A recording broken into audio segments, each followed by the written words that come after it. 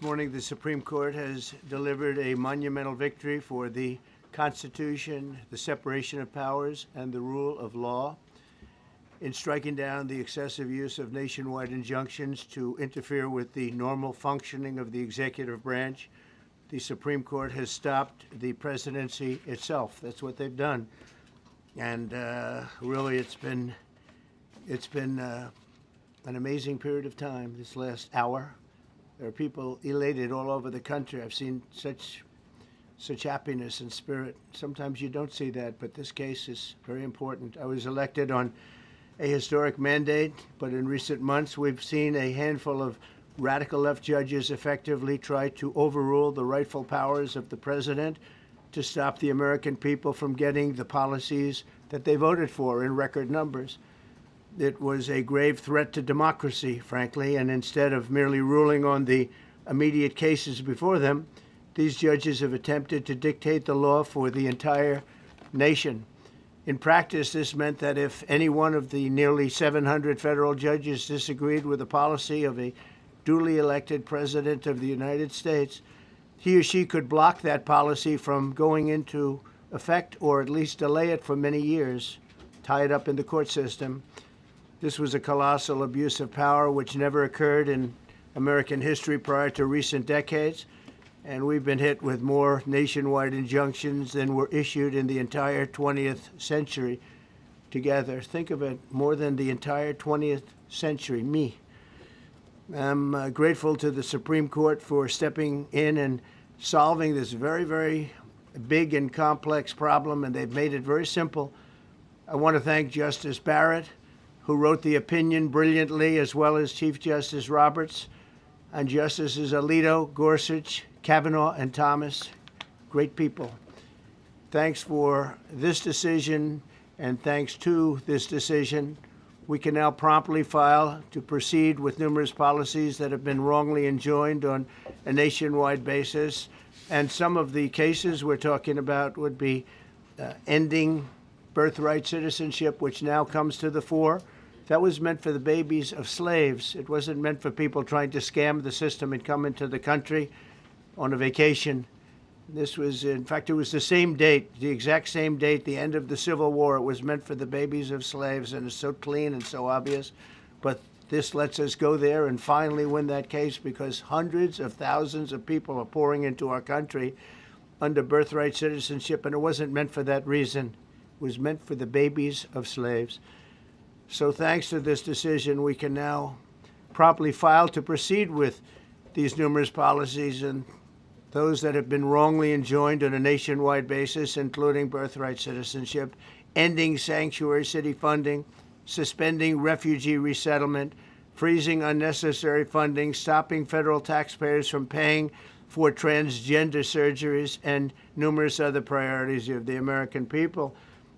We have so many of them. I have a whole list. I'm not going to bore you, and I'm going to have Pam get up and say a few words, but there's really, she can talk as long as she wants, because this is a very important decision. This is a decision that covers a tremendous amount of territory. But I want to just thank again the Supreme Court for this ruling. It's a giant. It's a giant. And they should be very proud, and our country should be very proud of the Supreme Court today. And with that, I'd like you to listen to the words of Pam Bondi. She's an incredible Attorney General. We're very proud of her. And as you know, Todd Blanche is with us, and we have so many others that worked on this case and other cases. And I think they're doing a great job. Pam, please say a few words. Thank you, President Trump.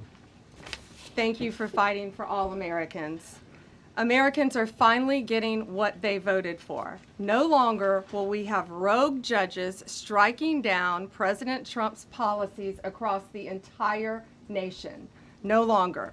Today, in the 6-3 opinion, Justice Barrett correctly holds that the district court lacks authority to enter nationwide or universal injunctions. These lawless injunctions gave relief to everyone in the world instead of the parties before the court. As the Supreme Court held today, they turned district courts into the imperial judiciary. Active liberal justices judges have used these injunctions to block virtually all of President Trump's policies. To put this in perspective, there are 94 federal judicial districts. 5 of those districts throughout this country held 35 of the nationwide injunctions. Think about that. 94 districts. And 35 out of the 40 opinions with nationwide injunctions came from 5 liberal districts in this country. No longer. No longer. These injunctions have blocked our policies from tariffs to military readiness to immigration to foreign affairs, fraud, abuse, and many other issues. The judges have tried to seize the executive branch's power, and they cannot do that. No longer. No longer. These injunctions have allowed district court judges to be emperors.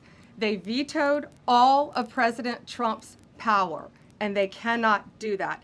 This has been a bipartisan problem that has lasted 5 presidential terms, 5 different presidents, and it has ended today.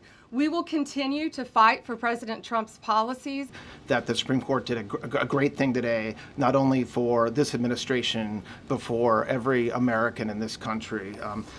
If not for the injunctions case, we would be here talking about another great decision that came down today, the trans books case, which restores parents' rights to decide their child's education. Seems like a basic idea, but it took the Supreme Court to set the record straight, and we thank them for that.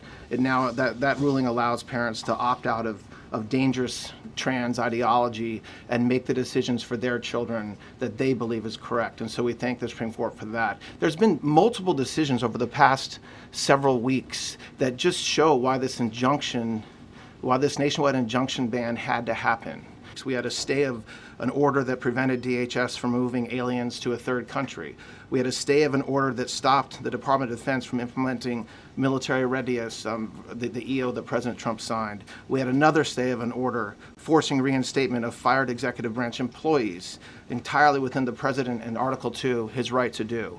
We had a stay of, as you all know, of numerous DOJ cases. And again, every one of those stays requires a tremendous amount of work and effort by the lawyers and parties involved, and they should be doing other work. They should be doing the work that the president and this administration demands and has a right to demand, and not fighting these local judges who don't make decisions based on the law. They make decisions because they just simply don't agree with the administration's decision about a policy, and that's wrong. Thank you.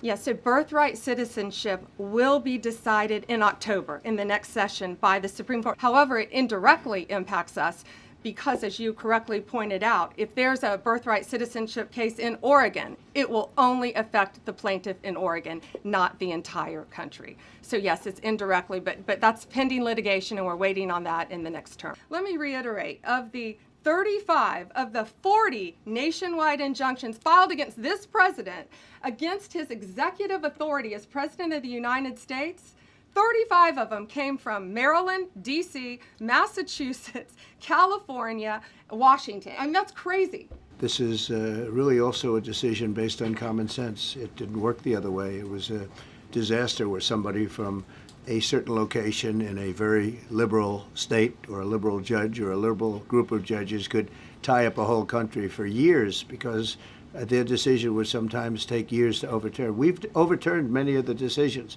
but it would take years to do it. And we have to act quickly when it comes to illegal immigration. We have murderers, killers, we have drug dealers, we have what they've allowed to come into our country should never be forgotten. It should never be forgotten what they've done to our country.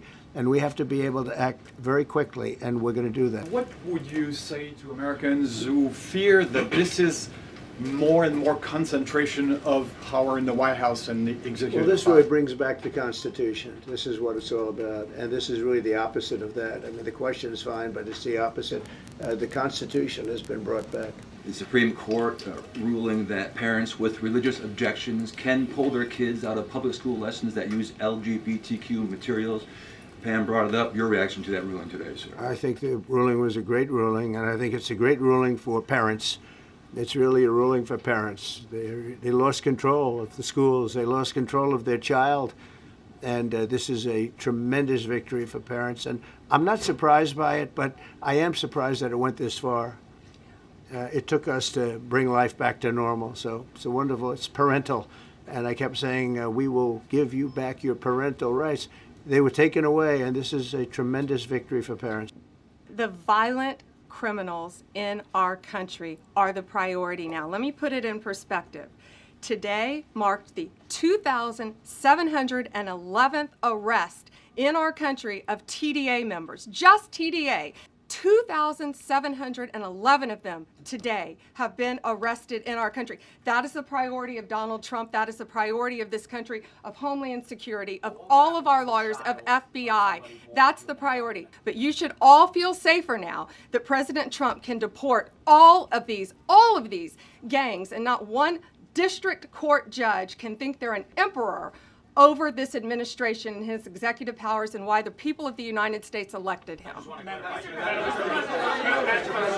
I just might add one thing, and they used birthright citizenship, some of the worst people, some of the cartels, to get people into our country, just so you know. And again, I say, if you look at the end of the Civil War, the 1800s, it was a very turbulent time. If you take the end day, was it 1869 or whatever, but you take that exact day, that's when the case was filed. And the case ended shortly thereafter. This had to do with the babies of slaves, very, very obviously. And I think we're going to win. I don't think they went about discussing it right. I came along and we looked and we said, wait a minute, this is wrong. We've been looking at birthright citizenship wrong for years, but they've used it. The cartels have used birthright citizenship to get very bad people in, and this is just another way that they get illegal immigrants into our country, and in some cases, very, very bad ones. Is there any more information on the special prosecutor? So many Americans still have questions about the 2020 election. And speaking of rogue judges, would you consider appointing somebody at DOJ maybe to investigate the judges that allowed for the political persecution of you, your family, and your supporters during the Biden administration? I love you. Who are you? I'm Kara from Lindell TV. Well, it's just a very nice question. And it's not a setup. I have no idea who you are, but I appreciate that question. All I can say is we're not here for that. I hope so. I hope they're doing a thing, because that election was rigged and stolen, and we can't allow that to happen. A lot of people tell me, sir, you just won the greatest election in the history of our country. You won at numbers that won all 7 swing states, won the popular vote, won everything.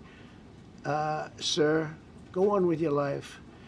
And many people that say that, good people, friends of mine, then you have people that say that same thing, go on with your life, but you have to find out what happened, because you can't let that happen again. And now I want to compliment Pam. A lot of genius went into this. People, if you don't say it exactly right, if the Supreme Court doesn't get it because it's incorrectly spoken about, and that happens. A lot of cases are lost because they don't say the right words. But I want to correct. She's going to go down as a great attorney general. I may change my mind about that. I don't know. Maybe someday I'll have to call and say I was only kidding. She's going to go down as a great attorney general. This was a tremendous win, and we've had tremendous wins, but this was a tremendous win today. So I just want to thank everybody very much. Thank you.